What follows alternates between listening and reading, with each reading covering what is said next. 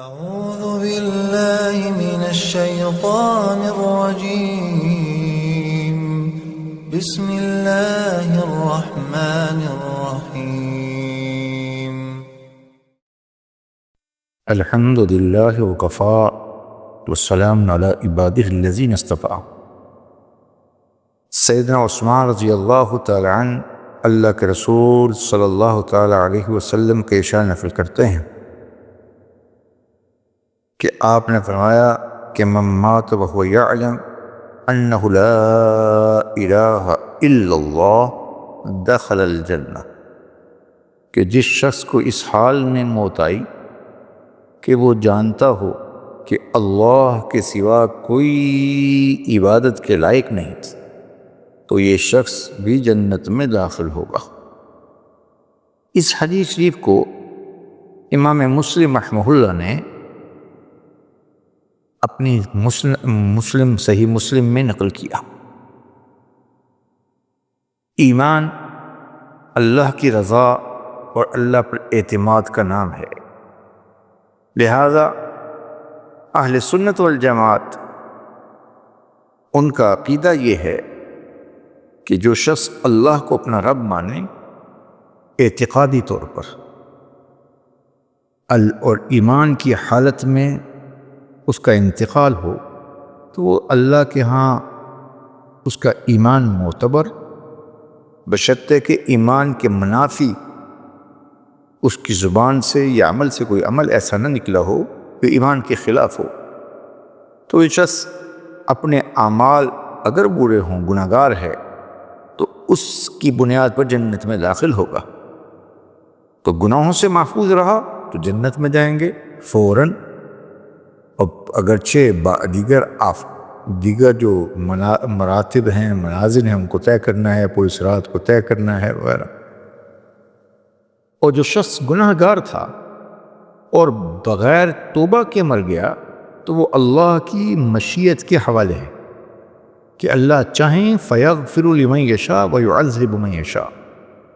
چاہیں دو گناہوں کی سزا دے دیں یا بخش دیں، لیکن بہرحال یہ شخص جہنم میں ہمیشہ نہیں رہے گا، اور یہ محض ایمان کی برکت ہے، جیسے اس حدیث میں کہا۔ امام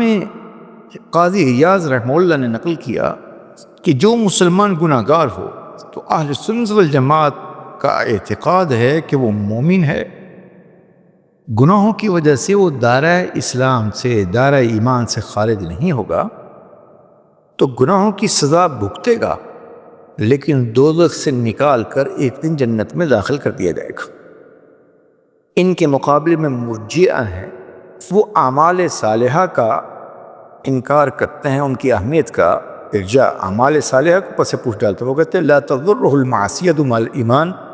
کہ گناہ اسے ایمان کی وجہ سے نقصان نہیں دیں گے، یعنی گناہ کا اسے کوئی بھار نہیں ہوگا اور بوجھ نہیں ہوگا اس پر۔ جبکہ خوارج کہتے تھے تضرہ المعصیۃ یکفر بہا، کہ معصیت کا نقصان یہ ہوگا کہ یہ کافر ہو جائے گا،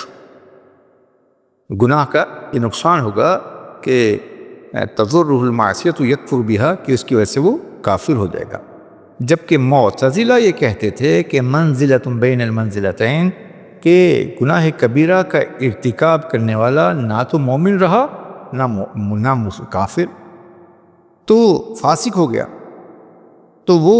مرتکب کبیرہ ان کے نزدیک مخلد فی النار ہے، یہ ہمیشہ جہنم میں رہے گا۔